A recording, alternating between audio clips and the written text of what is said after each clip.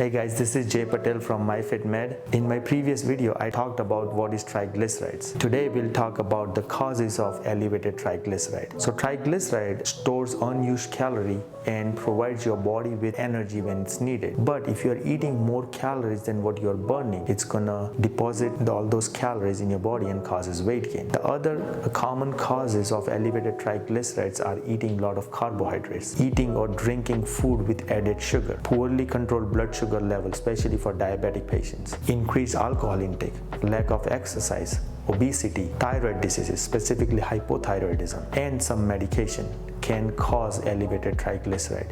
So when you're trying to be healthy and trying to lose weight, make sure you check your labs and check your triglyceride levels. If you have more questions, subscribe for more videos.